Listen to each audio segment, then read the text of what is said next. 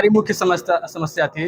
जो एचआरपीजी कॉलेज में छात्र राजनीति होता था, छात्र संघ चुनाव होता था, उसको लेकर हम लोग डीएम साहब से मिले हैं और हमने अपनी बात को रखा है। हमारे साथ छात्र संघ अध्यक्ष आदरणीय शैलेंद्र यादव जी, अखिलेश यादव जी, आनंद रतन जी, हम तमाम छात्र नेता इस उम्मीद से माननीय डीएम साहब के पास आए हैं कि आदरणीय डीएम साहब हम लोगों की मांगों को सुनेंगे और जिस प्रकार से एचआरपीजी कॉलेज में फीस वृद्धि को लेकर, टीचरों की मनमानी से लेकर तमाम प्रकार से जो पीडीए वर्ग के जो छात्र हैं, जो प्रताड़ित रहते हैं, उनकी जो सुनवाई नहीं होती है, उन सभी मांगों को लेकर हम लोग डीएम साहब से मिले हैं और उनसे यह मांग किए हैं कि आदरणीय डीएम साहब हम लोगों की मांग को आप स्वीकार करिए और एचआरपीजी कॉलेज में जहां शांतिपूर्ण तरीके से हमेशा चुनाव होता था उसको कराने का काम करिए। हाँ, छात्र संघ बहाली जो जब से योगी आदित्यनाथ की सरकार आई उत्तर प्रदेश में, तब से सबसे ज्यादा पीड़ा उसको छात्रों से है और खास करके पीडीए में जो छात्र आते हैं, जो पिछड़े हैं, दलित है, अल्पसंख्यक है, जिसकी कहीं सुनवाई नहीं होती है, जो गरीब बच्चे आते हैं, कहीं मान लीजिए महाविद्यालयों में प्रवेश पा जाते हैं, निःशुल्क पढ़ाई कर लेते हैं,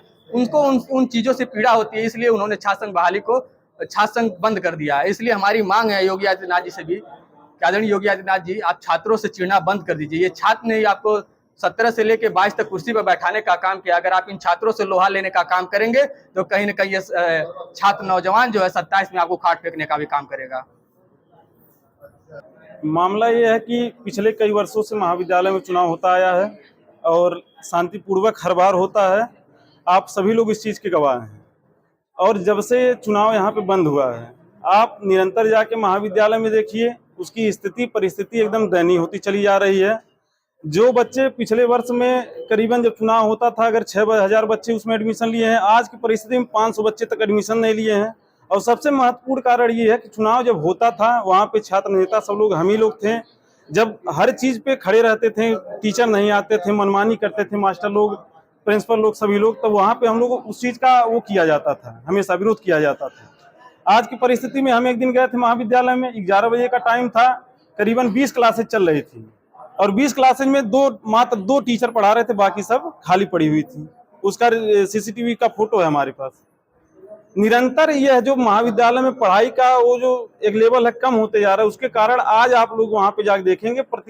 80% बच्चे वहाँ पे फेल हुए हैं, जिनका बैक सेमेस्टर लगा हुआ है। इस कारणवश वहाँ महाविद्यालय में आज के डेट में कोई एडमिशन कराना नहीं चाहता है कि अगर पढ़ाई होगी नहीं तो वहाँ पे बच्चे पास नहीं हो रहे हैं, दोबारा बैक पेपर लगाकर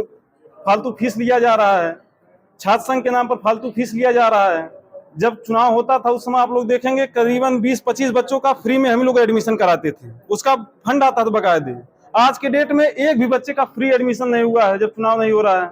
दीन दयाल का शुल्क आता था गरीब बच्चों को देने के लिए, मैं अपने शासनकाल में करीबन 1.5 लाख रुपए दिलवाया था बच्चों को। आज के परिस्थिति में 1 रुपया किसी बच्चे को, गरीब बच्चों को फीस मिल नहीं रहा है सहायता के रूप में। तो अगर ये सरकारी महाविद्यालय है, यहाँ पे जो है चुनाव कराना एक परंपरा रही है और शांतिपूर्वक चुनाव होता आया है, जिसके कारण महाविद्यालय का गौरव भी बना हुआ है और शांतिपूर्ण चुनाव होने का हमारी बस यही मांग है, बल्कि ये नौजवानों के लिए मांग है। यहाँ के जो नए नए छात्र नेता हैं,